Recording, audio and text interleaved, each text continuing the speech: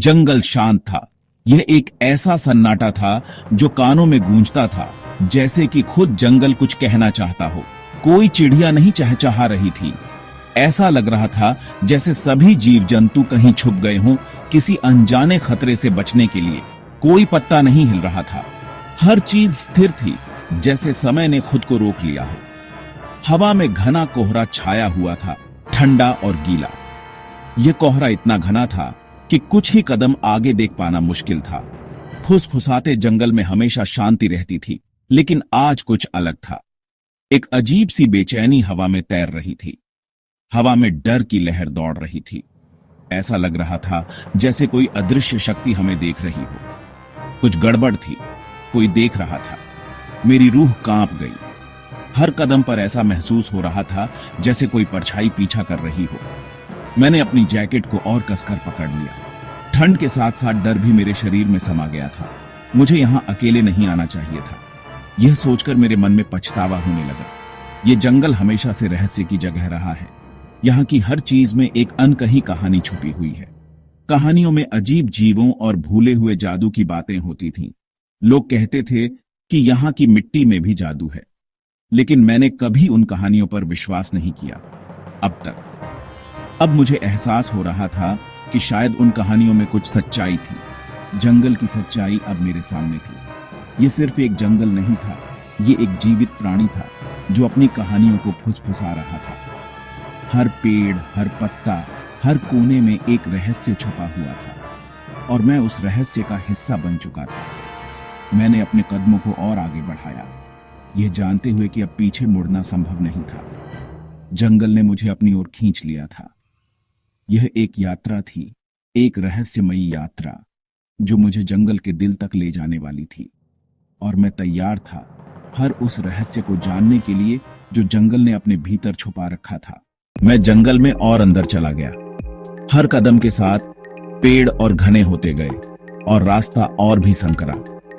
हवा में एक अजीब सी ठंडक थी जो मेरी हड्डियों तक पहुंच रही थी।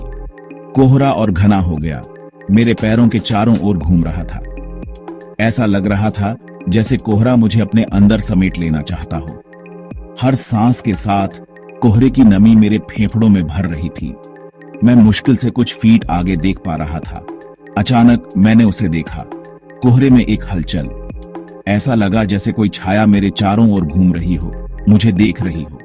एक बड़ा काला सा आकार। यह आकार धीरे धीरे मेरी ओर बढ़ रहा था, जैसे कि वह मुझे पकड़ने की कोशिश कर रहा हो। मेरा दिल जोर से धड़कने लगा। ऐसा लगा जैसे मेरा दिल मेरे सीने से बाहर निकलने की कोशिश कर रहा हो। डर ने मुझे जकड़ लिया था। मैं जम गया, अपनी सांस रोककर। मेरे शरीर ने मानो काम करना बंद कर दिया था। मैं हिल भी नहीं पा रहा था। वो आकार फिर हिला, इस बार करीब। उसकी हरकतें धीमी और डरावनी थीं, जैसे कि वह मेरे डर का आनंद ले रहा हो। यह लंबा और पतला था, लंबे पतले अंगों वाला। उसकी आकृति इतनी अजीब थी कि उसे देखकर मेरी रीढ़ की हड्डी में सिहरन दौड़ गई। मैं कोई चेहरा नहीं देख सका, बस कोहरे के सामने उसकी काली रेखा। उसकी उपस्थिति ने मेरे अंदर एक अजीब सा डर पैदा कर दिया था। मेरे अंदर डर समा गया। ऐसा लगा जैसे मैं किसी बुरे सपने में फंस गया हूं, जहां से निकलने का कोई रास्ता नहीं है। मुझे वहां से निकलना था। मैंने अपनी सारी हिम्मत जुटाई और दौड़ पड़ा। कोहरा मेरे चारों ओर घूम रहा था, लेकिन मुझे वहां से भागना ही था। हर कदम के साथ मैं उस डरावनी छाया से दूर जाने की कोशिश कर रहा था। मैं मुड़ा और भागा। जंगल का फर्श गीले पत्तों से फिसलन भरा था। मैं फिसल गया और गिर गया। मेरे हाथ खुरदुरे पेड़ की छाल पर छिल गए। मैं इसे अपने पीछे सुन सकता था। भारी कदम जमीन पर पड़ रहे थे, और फिर एक ऐसी आवाज जिसने मुझे हड्डी तक हिला दिया। एक धीमी गुर्राहट, कर्कश और खतरनाक। पेड़ों से फुसफुसाहट निकल रही थी, मुझे घेर रही थी। मुझे शब्द समझ नहीं आ रहे थे, लेकिन उनका मतलब साफ था, खतरा। मैं उठा और दौड़ता रहा। कोहरा अब इतना घना था कि मैं मुश्किल से देख पा रहा था। मैं आंख बंद करके पेड़ों से टकराता हुआ भागा।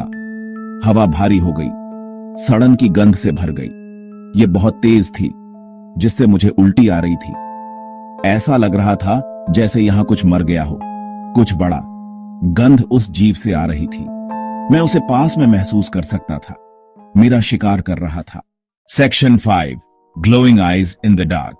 मैं एक बड़े ओक के पेड़ के पीछे झुक गया, उसकी मुड़ी हुई जड़ों के बीच छिप गया। रात का अंधेरा घना था और हर दिशा से अजीब आवाजें आ रही थीं। हवा में एक अजीब सी ठंडक थी जो मेरी रीढ़ की हड्डी में सिहरन पैदा कर रही थी। मैं अपने चारों ओर की हर हरकत को महसूस कर सकता था, जैसे कि कोई मुझे देख रहा हो। मेरी सांसें तेजी से चल रही थीं। हर सांस के साथ मुझे ऐसा लग रहा था कि मेरी धड़कन और तेज हो रही है। मेरे दिल की धड़कन इतनी तेज थी कि मुझे डर था कि कहीं वह आवाज उन आंखों तक न पहुंच जाए जो मुझे देख रही थीं। मैंने अपने दिल की धड़कन को शांत करने की कोशिश करते हुए अपना हाथ अपनी छाती पर रखा, लेकिन यह आसान नहीं था। डर ने मुझे जकड़ लिया था और हर छोटी सी आवाज मुझे और भी ज्यादा डरा रही थी। मैंने अपनी आंखें बंद कर ली और गहरी सांस लेने की कोशिश की। कदम रुक गए, गुर्राहट फीकी पड़ गई। ऐसा लगा जैसे समय थम गया हो। मैं अपने चारों ओर की हर चीज को सुनने की कोशिश कर रहा था, लेकिन केवल सन्नाटा था। यह सन्नाटा और भी डरावना था, क्योंकि मुझे पता था कि कुछ न कुछ जरूर होने वाला है। लेकिन फुसफुसाहट बनी रही, कोहरे में मेरे चारों ओर घूमती रही। फिर मैंने उन्हें देखा। वे आवाजें जैसे मेरे कानों में गूंज रही थीं और मैं समझ नहीं पा रहा था कि वे कहां से आ रही हैं। कोहरा इतना घना था कि कुछ भी साफ नहीं दिख रहा था। अंधेरे में दो चमकती आंखें। वे आंखें इतनी चमकदार थीं कि मैं उन्हें नजरअंदाज नहीं कर सकता था। वे मुझे घूर रही थीं, जैसे कि मेरी हर हरकत पर नजर रख रही हूं। उन आंखों में एक अजीब सी चमक थी जो मुझे और भी ज्यादा डरा रही थी। वे कोहरे के बीच से देख रही थीं, खोज रही थीं। ऐसा लग रहा था जैसे वे मुझे ढूंढ रही हों। मैं अपनी जगह से हिल भी नहीं पा रहा था, क्योंकि मुझे डर था कि कहीं वे मुझे देख न लें। कोहरा और भी घना हो गया था और उन आंखों की चमक और भी तेज हो गई थी। वे करीब थीं, बहुत करीब। मैं अपनी सांसें रोककर खड़ा था और मेरी आंखें उन आंखों पर टिकी हुई थीं। वे आंखें धीरे धीरे मेरी ओर बढ़ रही थीं और मैं कुछ भी नहीं कर पा रहा था। डर ने मुझे पूरी तरह से जकड़ लिया था और मैं बस उन आंखों को देखता रहा। Section 6 a trail of fear. मैं यहां नहीं रुक सकता था, मुझे चलते रहना था। मैंने गहरी सांस ली और फिर से भागा, कोहरे से गुजरता हुआ। मेरे पैरों के नीचे टहनियां टूट गईं, मेरे चेहरे पर शाखाएं लगीं, लेकिन मैंने धीमा होने की हिम्मत नहीं की। मैंने अपने कंधे पर पीछे मुड़कर देखा। चमकती आंखें चली गई थीं, लेकिन मैं अभी भी फुसफुसाहट सुन सकता था। मुझे आगे बढ़ने के लिए कह रही थी, मुझे जंगल में और गहराई में ले जा रही थी, अपने चंगुल में। Section 7 the hunter becomes the hunted. मुझे नहीं पता था कि मैं कब तक भागा। कोहरे में समय रुक सा गया था। जंगल एक भूल भुलैया था, घुमावदार और मुड़ता हुआ बिना किसी रास्ते के।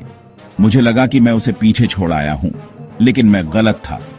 गुर्राहट फिर से शुरू हो गई, इस बार करीब, और फुसफुसाहट तेज हो गई और जोरदार। वे मुझे घेर रहे थे, मुझे किसी चीज की ओर धकेल रहे थे। लेकिन क्या? Section 8 the unknown depths.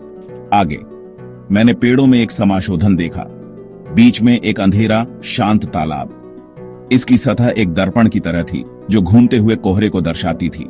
मैं फंस गया था। जीव मेरे पीछे था और तालाब आगे था। भागने के लिए कहीं नहीं बचा था। फुसफुसाहट बंद हो गई, केवल मेरी खुद की सांसें चलने की आवाज थी। और फिर एक छपाका। तालाब में कुछ गिर गया था, कुछ बड़ा। Section 9 the silence remains. कोहरा छंटने लगा। बादलों से सूरज निकला, समाशोधन में लंबी परछाई डाल रहा था। धीरे धीरे, सावधानी से मैं तालाब के पास पहुंचा। पानी अब शांत था, सतह अटूट। जीव का कोई निशान नहीं था।